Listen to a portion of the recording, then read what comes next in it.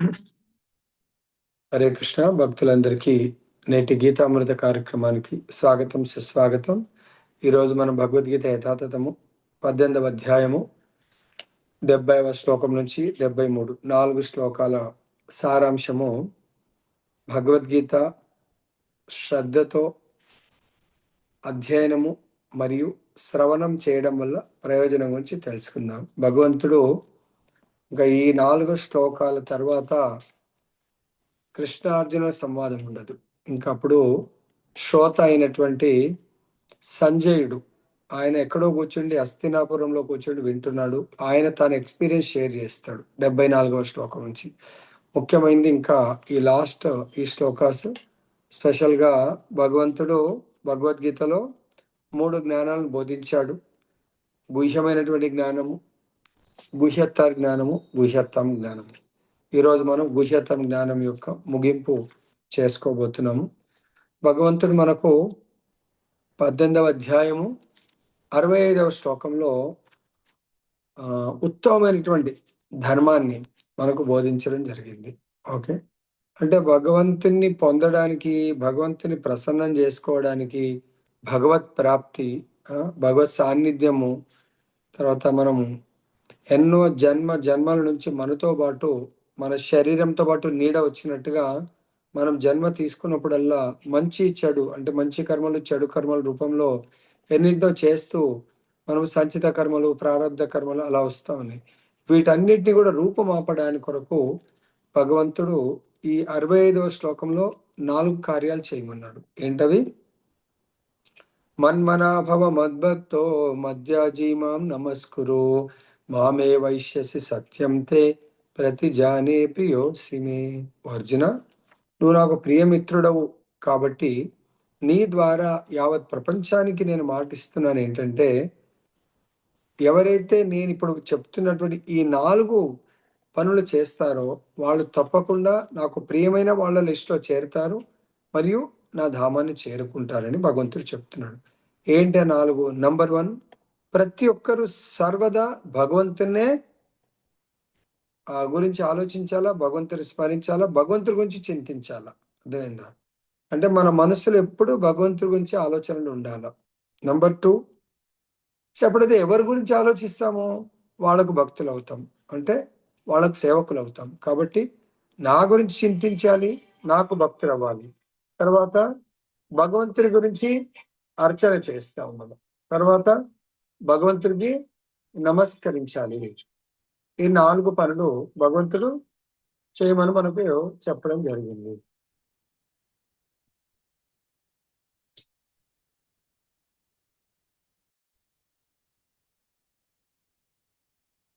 So ఇక్కడ భగవంతుడు మనకి ఏం చెప్తున్నారంటే 4 సేవలు మనకు ఇవ్వడం జరిగింది. ఒకటి భగవంతుడి గురించి ఎప్పుడు చింతించమంటున్నాడు. 2 భగవంతుడి భక్తులు అవ్వమంటున్నాడు. 3 భగవంతుని అర్చన లేదా భగవంతుని పూజించమంటున్నాడు. 4 భగవంతుడికి నమస్కరించమంటున్నాడు.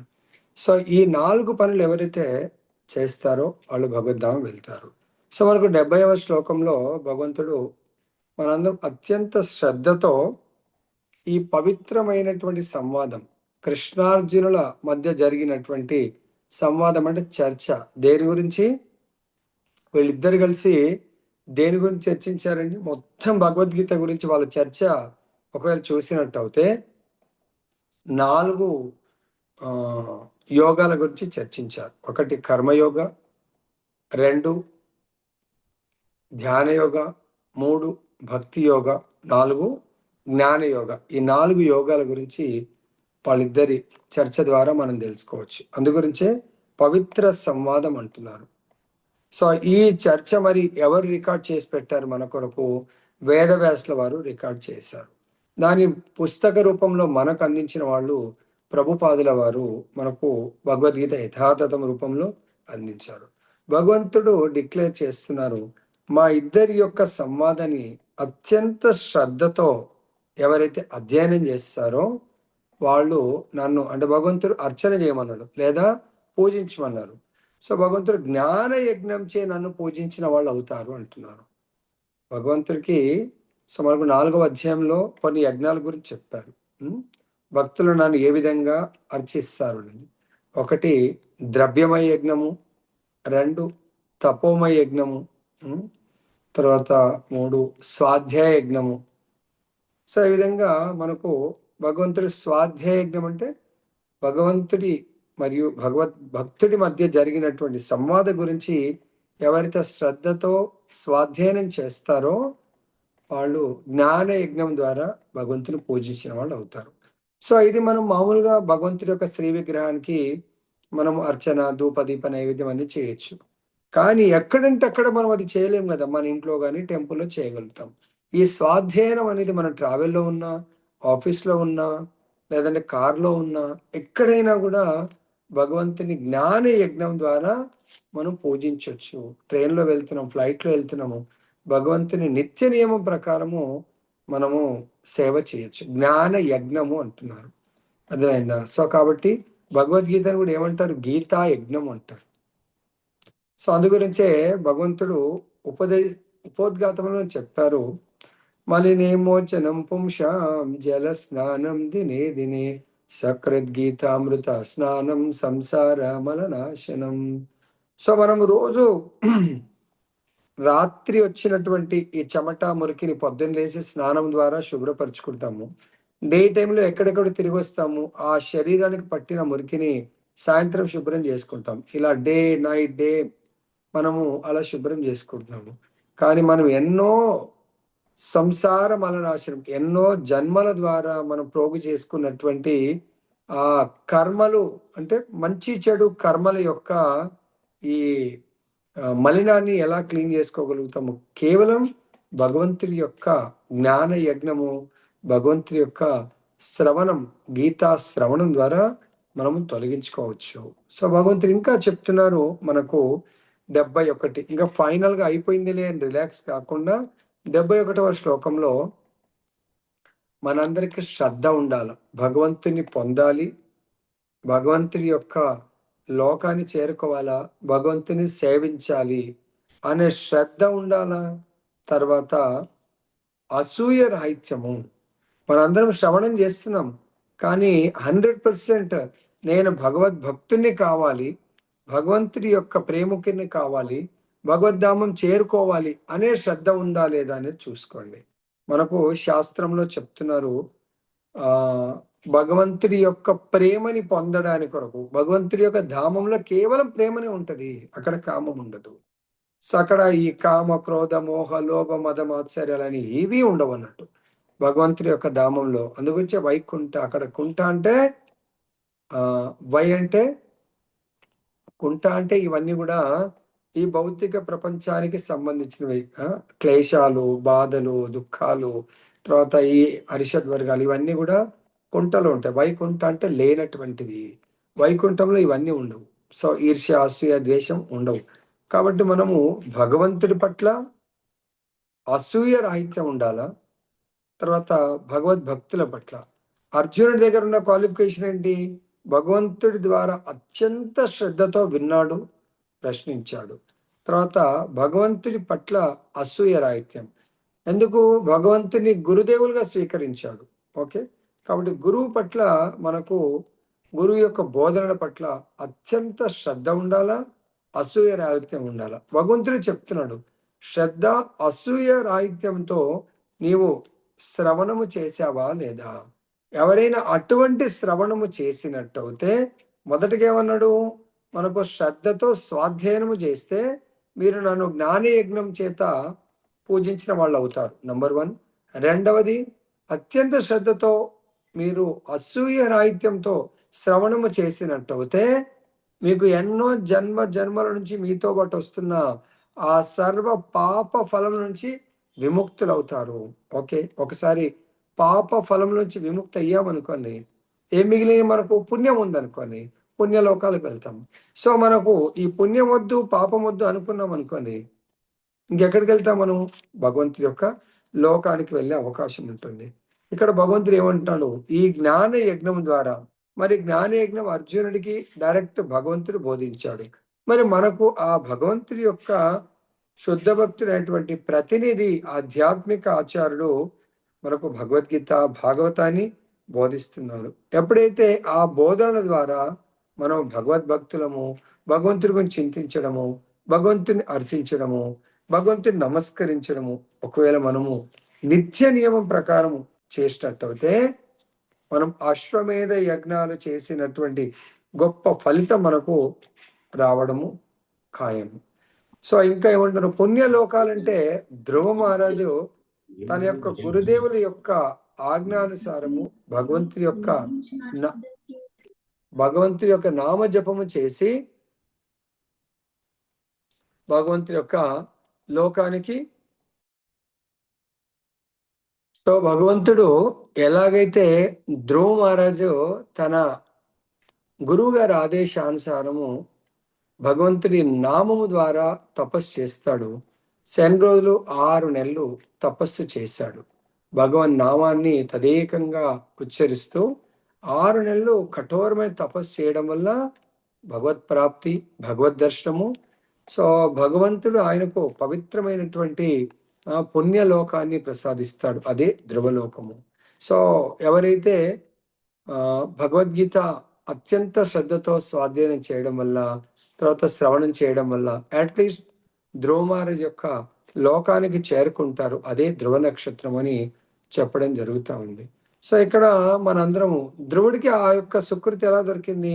గురువు గారి పైన విశ్వాసము, తర్వాత గురువు గారు ఇచ్చినటువంటి నామం పట్ల శ్రద్ధ ఉండడం వల్ల ఆయన శ్రద్ధతో గురు మంత్రాన్ని విని ఆ మంత్రోచ్చారణ ప్రాక్టీస్ చేశారు.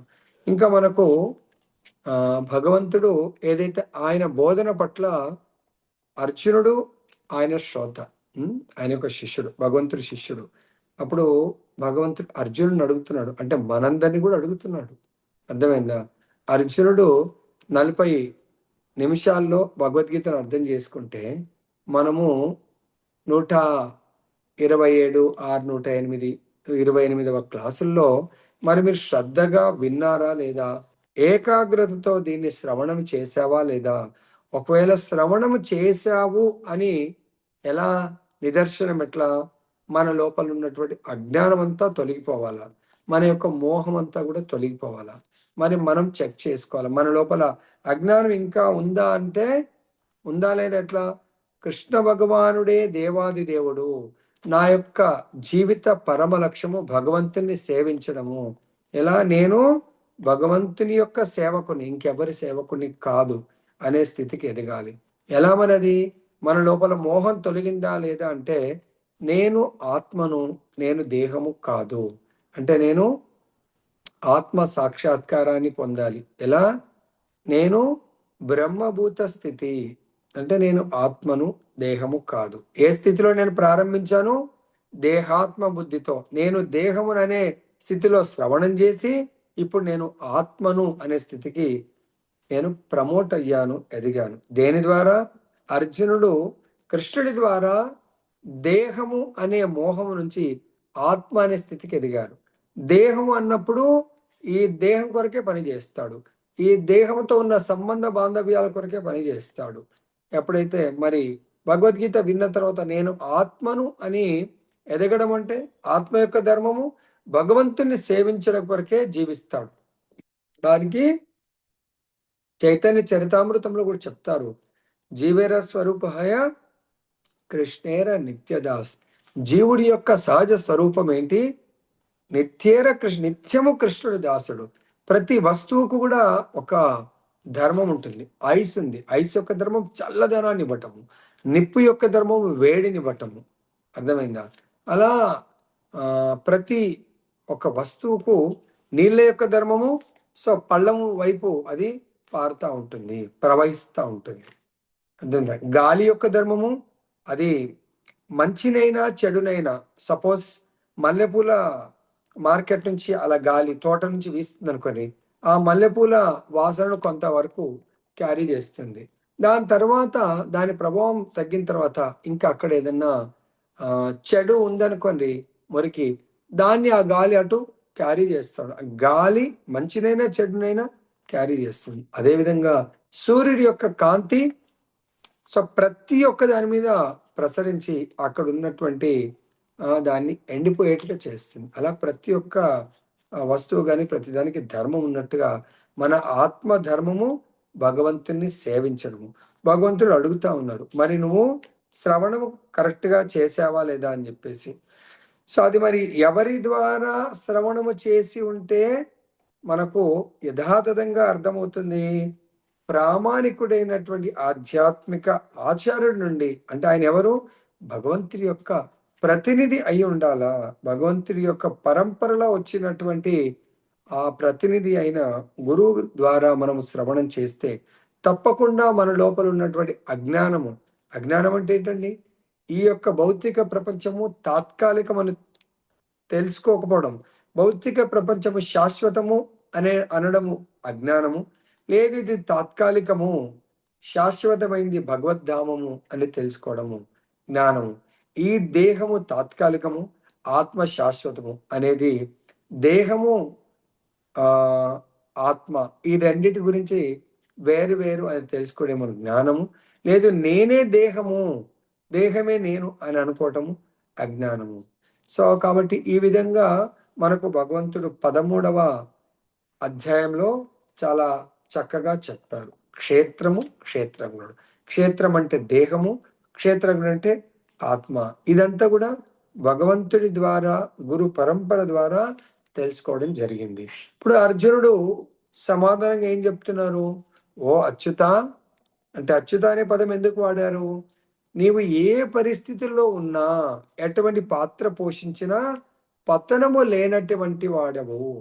అంటే ఇక్కడ చూడండి, అందరూ మరి కృష్ణుడు ఇంకా నెక్స్ట్ ఆయన కూడా కార్యభారాన్ని స్వీకరించబోతున్నాడు. అర్జునుడు కూడా కార్యభారాన్ని స్వీకరించబోతున్నాడు. ఇక్కడ లాజిక్ చూడండి, కృష్ణుడు ఏ కార్యాన్ని చేపట్టబోతున్నాడు? అర్జునుడికి పార్థ సారథిగా కార్యాన్ని చేపట్టబోతున్నాడు. అంత మాత్రమున జనాలు రాబోయే కాలంలో అర్జునుడు గొప్ప, కృష్ణుడు తక్కువ అనుకునేరు. కృష్ణుడు సారథి అయినా నువ్వు అచ్యుతుడివే. అర్థమైందా? నాకు సారథి అయినా కూడా. కాబట్టి ఓ అచ్యుత, ఇప్పుడు నా మోహము నశించింది, మీ బోధనల వల్ల నా మోహము నశించింది. అంటే నేను ఇంతవరకు నా ముందర కనబడుతున్నటువంటి నా తాతగారు, నా గురువు గారు, నా బంధువులు, నా సోదరులు, నా తాతలు, వీళ్ళందరూ నా వాళ్ళు అనుకున్నాను. కానీ వాళ్ళందరూ కూడా నీ వాళ్ళు ఈ యొక్క అధనువం వైపు నిలబడ్డారు. కాబట్టి వాళ్ళను నశింపజేయాలనుకున్నావు, అది నా ద్వారా అని నా మోహం ఇప్పుడు నశించింది నీ బోధనల వల్ల. ఎందుకు? వాళ్ళు ఆత్మలే, నేను ఆత్మలే. మరి వాళ్ళు ఆత్మలైనప్పుడు ఎవరు? వాళ్ళు నీ వాళ్ళు. నేను ఆత్మ అయినప్పుడు నేను నీ వాడినే. ఇది ఎక్కడ భగవంతుడు బోధించాడు? భగవద్గీత 15వ అధ్యాయము 7వ శ్లోకంలో చెప్పారు. మమైవాంశో జీవలోకే జీవభూత సనాతన. ప్రతి జీవి కూడా నీ అంశాన్ని నాకు ఇప్పుడు అర్థమైంది. మళ్ళీ ఈ శరీరము నశిస్తుంది కానీ ఆత్మ నశించదు. నేను ఇంతకాలము వీళ్ళు చనిపోవడం అంటే శరీరంతో పాటు వీళ్ళు కూడా వెళ్ళిపోతారు అనుకున్నాను, కానీ కాదు. ఎట్లయితే మనం ఇప్పుడు యుద్ధానికి వచ్చినప్పుడు యుద్ధ డ్రెస్ వేరేది వేసుకున్నాము, ఇంటికి వెళ్ళిన తర్వాత మళ్ళీ వేరే డ్రెస్ వేసుకున్నట్టుగా వాళ్ళు కూడా ఈ శరీరం అనే డ్రెస్ను వదిలేయబోతున్నారు అని ఇప్పుడు నాకు అర్థమైంది. కాబట్టి నీ కృపచే నా స్మృతి తిరిగి పొంది తిని. స్మృతి అంటే ఆత్మ అనే స్మృతి. మళ్ళీ భగవంతుడి యొక్క దివ్యమైనటువంటి జ్ఞాన బోధన వల్ల నేను దేహము కాదు ఆత్మ అనే స్మృతి భగవంతుడు బోధించాడు. ఇది కూడా భగవంతుడు భగవద్గీతలో చెప్పాడు. ప్రతి జీవికి కూడా సర్వస్య చాహం హృదయ సన్నివిష్టో మత్తః స్మృతిర్ జ్ఞానం అపోహనం చ. సో భగవంతుడి ద్వారానే స్మృతి, తర్వాత మరుపు, జ్ఞానము మనందరము పొందుతాము. కాబట్టి అర్జునుడు మళ్ళీ ఒకసారి రిమైండ్ చేస్తున్నాడు, నీ ద్వారా నా ఒరిజినల్ నేను ఎవరు అనేది స్మృతి పొందాను. కాబట్టి నేనిప్పుడు స్థిరుడను, సందేహరహితుడను. నాకేమీ సందేహాలు లేవు ప్రభు కృష్ణ. స్థిరంగా ఉన్నాను, స్టేబుల్గా ఉన్నాను ఇప్పుడు నేను. కాబట్టి నాకు పూర్వ స్మృతి వచ్చింది. కాబట్టి పూర్వ స్మృతి ఏంటి? జీవేర స్వరూపహయ కృష్ణేర నిత్యదాస్. నేను నిత్యము సర్వదా సర్వవేళలందు సర్వావస్థలందు నీ దాసుని అనేది నాకు అర్థమైంది. కాబట్టి ఇప్పుడు మీ ఆజ్ఞానుసారం వర్తించుటకు నేను ఇప్పుడు సిద్ధంగా ఉన్నాను అంటున్నాడు. అంటే దీని ద్వారా భగవంతుడి ఆజ్ఞానుసారం మనం వర్తించుటకు ఆల్వేస్ రెడీగా ఉండాలి. మన నిజ స్థితి భగవంతుడు ఇక్కడ బోధించడం జరిగింది. కానీ అయినా కూడా మనం వినేటప్పుడు చాలా ఆనందంగా ఉంటుంది. మళ్ళీ ఇది అయిపోయిన తర్వాత మాయ భౌతికమైనటువంటి ఈ మాయా ప్రపంచంలో ఈ బంధనాలు మనం మళ్ళీ లాగుతా ఉంటాయి. ఆ మాయ వల్ల మనం నా భగవంతుడి యొక్క మాట వినము. భగవంతుడి మాట మన వరకు ఎలా వస్తుందండి? భగవంతుడి యొక్క ప్రతినిధి గురువు మనకు ప్రభుజీ ఈ యొక్క సేవ ఉంది, ఈ సేవ ఉంది చేయండి. అది మనకు కంఫర్టబుల్ అంటే నాకు ఒకవేళ సమయం అదంతా కూడా కుదిరితే అప్పుడు నేను చేస్తాను ప్రభుజీ, లేకుంటే నేను చేయలేను అనేస్తాం మనం. ఆ చేయలేను అనడమే అటువంటి భావన మనకు మాయ అని చెప్పడం జరుగుతూ ఉంది. సో ఇక్కడ భగవంతుడు మనం మాయ యొక్క చివరి దశ అనేది చాలా చక్కగా చెప్తున్నారు. సో ప్రభుపాదుల వారు ఒక పక్షి యొక్క లీల ద్వారా చెప్తారు మనకు మాయ ఎలా ఉంటుందనేది. ఒకసారి ఏమవుతుందంటే రెండు ఆడపక్షి మగ పక్షి చిన్న పిల్లలు గూటిలో ఉంటాయి చెట్టు మీద. సో ఇవి రెండు డేలో బయటకు వెళ్ళి ఆహారాన్ని అవి తీసుకొని పిల్లలకు ఆహారం రావడానికి వెళ్తాయి వస్తుంటాయి. అప్పుడు వచ్చేసరికి సాయంత్రము తన పిల్లలు చాలా గట్టి గట్టిగా ఏడుస్తూ ఉంటాయి. ఆ బాధను దూరం నుంచే తల్లి పక్షి చూసి అరే నా పిల్లలకి ఏదో ఆపద వచ్చింది, ఏమైంది అని చెప్పేసి చాలా స్పీడ్గా వెళ్తుంది. సో మగపక్షి తండ్రి పక్షి లేదు లేదు అలా త్వరపడకు, చూడు, చూసి పిల్లలు అంత ఏడుస్తున్నాయి అంటే ఒకసారి చూసి అప్పుడు దగ్గరకు వెళ్ళు అంటే సరే అని చెప్పేసి చూసి ఇది విన్నింది. మళ్ళీ పక్షి పిల్లలు చెట్టు మీద లేవు, కింద ఉన్నాయి. కింద ఎందుకు ఉన్నాయి? అన్ని భూమి మీద ఏడుస్తూ ఉన్నాయి. సో మగపక్షి అంటుంది అవి వేటగాడి వలలో చిక్కుకున్నాయి, నువ్వు వెళ్తే నువ్వు కూడా చిక్కుంటావు, బెటర్ మనం ఇద్దరం కలిసి పారిపోదాం, అక్కడ నుంచి దూరం వెళ్ళిపోదాం అంటే లేదు లేదు పిల్లల్ని వదిలేసి అలా వెళ్ళలేను అని చెప్పేసి ఆడపక్షి నా పిల్లల్ని నేను రక్షిస్తానని వెళ్తుంది. అది కూడా వలలో చిక్కుకుంటుంది. కానీ మగపక్షి ఏం చేస్తుందంటే తెలివిగలది కాబట్టి అక్కడ వేటగాడితో నువ్వేం చేయలేవు. సో కాబట్టి అక్కడ నుంచి పారిపోతుంది. అంటే దాని మాట ఏంటంటే మనం ఈ మాయా అనే వలలో చిక్కుకోకుండా మనం భగవంతుడి యొక్క ఇంత కథామృతం విన్న తర్వాత ఈ సంసార బంధనాల నుంచి వైరాగ్యం లేదా సన్యాసం వైపు మనం పరిగెత్తాలంటే భగవంతుడి వైపు మనం పరిగెత్తాలి. మాయ అనే చిక్కులో మనం చిక్కుకోకూడదు. సో ఈ మాయ చివరి వల ఏంటంటే నేనే భగవంతుని అని మనకు ప్రేరణ కల్పిస్తుంది. నా అంతటి వాడు లేడు, నేనే యజమానిని, నేనే భోక్తని. అంటే కొన్నిసార్లు చాలా తెలివితేటలతో గొప్ప పదవి రావచ్చు, ఇంకా పదవి ఉందని చెప్పేసి నా అంతటి వాడు లేడని ఇంకా దేవుణ్ణి కూడా పక్కన పెట్టి దేవుడి సేవల్ని కూడా పక్కన పెట్టి మందిరానికి కూడా వెళ్ళడము. సో తనంతటి దానికే ఎట్లయితే హిరణ్యకశిపు నేనే భగవంతుని. సో కాబట్టి ఈ పండితులు తర్వాత భక్తులు వీళ్ళందరూ కూడా ఋషి మునులందరూ కూడా నన్నే సేవించాలా, ఓం హిరణ్యకశిపాయ నమః అని నా మంత్రాన్నే జపించండి, నేనే ప్రభువుని ఈ ముల్లోకాలకు. ఎందుకు దేవతలే వచ్చి మా ఇంట్లో పని చేస్తున్నప్పుడు ఇంకా నన్ను మించిన వాడు ఎవడున్నాడు అనే ఈ మోహము ఈ భ్రాంతే మాయ యొక్క లాస్ట్ వల. అది చాలా గొప్ప మాయ అంటున్నాడు. సో కాబట్టి దాని నుంచి మళ్ళీ మనము బయటపడాలంటే కేవలం ప్రహ్లాదు లాంటి, తర్వాత నారదుడు లాంటి, తర్వాత ప్రభుపాదుల వారి లాంటి గొప్ప భక్తుల ద్వారా మాత్రమే మన మోహము మన భ్రాంతి నశించగలుగుతుంది. లేదంటే మనంతరమనగా దాన్ని నాశనం చేసుకోలేము.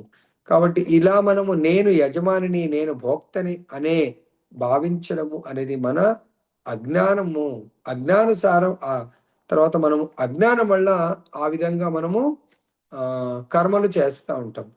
మరి మనం ఆ అజ్ఞానం నుంచి బయటపడాలంటే కేవలము భగవంతుడి యొక్క బోధనలు రూపంలో ఉన్నటువంటి కృష్ణార్జునుల యొక్క సంవాదాన్ని మనము శ్రద్ధగా శ్రవణం చేసి శ్రద్ధగా మనము స్వాధీనం చేసి అంతటితో కాదు మనము సేవకులం అనే ఆ చైతన్యానికి వచ్చి భగవంతుని ప్రేమతో భగవంతుడి యొక్క భక్తులను సేవించడము ప్రారంభించాలి. భగవంతుడి యొక్క భక్తులు దేని కోరుతారు?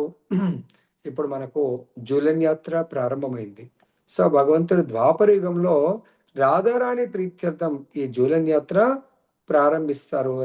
రాధారాణి ఈ హరియాలిటీస్ అంటే శ్రావణ మాసము లాస్ట్ 5 రోజులు సో పెళ్ళైన అమ్మాయిలందరూ కూడా తల్లిగారింటికి వచ్చి అక్కడ స్పెషల్గా బ్రజమండల్ బృందావనం సైడు ఈ ఊయల్లో ఊగటము అనేది ప్రారంభిస్తారు. సో ఆ విధంగా ప్రారంభమై కృష్ణుడు రాధారాణిని సంతోష పెట్టడానికి కొరకు ఈ జూలన్ యాత్ర ప్రారంభమైంది. అది ఏకాదశి నుండి బలరాం పౌర్ణిమ వరకు జరుగుతుంది. ఈ ఉత్సవాలను భగవంతుడు ఇటువంటి ఉత్సవాలను ఉత్సాహంతో మనందరం కూడా ఉత్సవాలని ఉత్సాహంతో కండక్ట్ చేయండి, దాన్ని నిర్వహించండి, ప్రతి ఒక్కరు చేయండి. ఎప్పటి వరకు ఈ జూలన్ యాత్ర ఉంటుంది?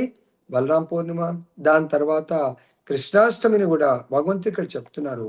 సో నా ఉత్సవాలను ఉత్సవంతో చేస్తూ అక్కడ భక్తులందరికీ కూడా ప్రసాదాన్ని పంచండి, భక్తులందరినీ ప్రేమతో సేవించండి, సంకీర్తన చేయండి, మీ యొక్క శక్తి కొలది ఆ భగవంతుడి యొక్క వైభవాలను ఇతరులకు ప్రచారం చేయండి. ఆ భగవంతుడు దేవాది దేవుడు అనే విషయాన్ని ఈ యొక్క లోకానికి చాటి చెప్పండి.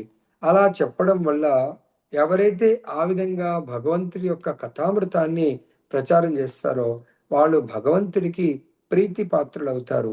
అంతేకాకుండా వాళ్ళు అంతిమ దశలో భగవత్ ప్రాప్తి తప్పకుండా భగవంతుడు అటువంటి భక్తులను ఎవరైతే భగవంతుడికి సంపూర్ణ శరణాగతి అంటే గురువు ద్వారా పరిపూర్ణ జ్ఞానాన్ని పొంది దాన్ని తన జీవితంలో అమలుపరుస్తూ ఇతరులకు ఆ జ్ఞానాన్ని పంచుతూ జీవిస్తారో అటువంటి శరణాగత భక్తులను భగవంతుడు తప్పకుండా తన ధామానికి చేరుస్తారు. ఇక్కడ భగవంతుడు అర్జునుడికి ఇచ్చినటువంటి సేవ ఏంటి? ఇమ్మీడియట్ సేవ. యుద్ధములో అధనం వైపు ఉన్నటువంటి దుష్ట దుర్మార్గులందరినీ సంవరించమని చెప్పింది అర్జునుడికి. మరి మన ముందున్నది ఏంటి? సో ఇక్కడ అధర్మం ప్రకారం అంటే చాలా మంది భగవంతుడికి విరుద్ధంగా వెళ్తా ఉన్నారు. కాబట్టి అలా భగవంతుడి యొక్క మళ్ళీ ధర్మాన్ని పునఃస్థాపించడానికి కొరకు చైతన్య మహాప్రభు ఏ ఆయుధాన్ని ఉపయోగించారు? హరినామ సంకీర్తన. హరే కృష్ణ కృష్ణ కృష్ణ హరే హరే, హరే రామ రామ రామ రామ హరే హరే. అర్జునుడు భగవద్గీత విన్న తర్వాత ఏమన్నాడు? నేను మీరు చెప్పినట్టుగా వినడానికి, మీ ఆజ్ఞలను పాటించడానికి సిద్ధంగా ఉన్నాను. కరిష్యే వచనం తవ.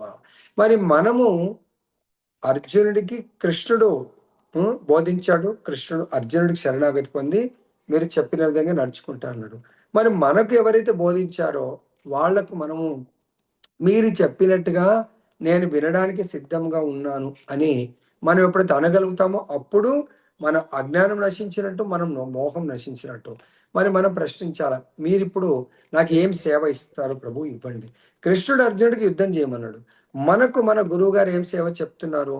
తిరిగి మళ్ళీ మనము ఈ యొక్క గీతా యజ్ఞాన్ని మనం ప్రారంభించబోతున్నాము. ఎప్పుడు ప్రారంభించబోతున్నాము? ఈ యొక్క మాసము 28వ తేదీ బలరాం పౌర్ణిమ నుంచి మళ్ళీ గీతా యజ్ఞాన్ని 108 రోజులు సంపూర్ణం చేయడానికి ఇంకెంతో మంది వందలు వేల మందిని భగవంతుడి యొక్క దాసులుగా, భగవంతుడి యొక్క ప్రీతి పాత్రలుగా చేసి భగవద్ధామానికి పంపడానికి మనము మన ప్రయత్నం చేస్తున్నాం. దీంట్లో అర్జునుడు, పాండవులు ప్రతి ఒక్కరూ మహాభారత యుద్ధంలో ఎలా పాల్గొన్నారో ఇప్పుడు మనందరం కలిసి రాబోయే ఈ గీతామృతం ఇంకొక క్లాస్తో ఎండ్ కాబోతుంది. మళ్ళీ తిరిగి మనము గీతా యజ్ఞాన్ని ప్రారంభించబోతున్నాము. మరి దాంట్లో ప్రతి ఒక్కరు కూడా ఆ యజ్ఞంలో ఫ్యామిలీతో అందరూ పాల్గొనండి. కొత్త వాళ్ళందరికీ ఆహ్వానించండి. అప్పుడు మీరందరూ కూడా భగవత్ కృపకు పాత్రులైన వాళ్ళు అవుతారని చెప్పేసి కోరుకుంటూ ముగిస్తున్నాను. జయ బలో గ్రంథరా శ్రీమద్ భగవద్గీతకి జై. హరే కృష్ణ కృష్ణ కృష్ణ హరే హరే, హరే రామ రామ రామ హరే హరే.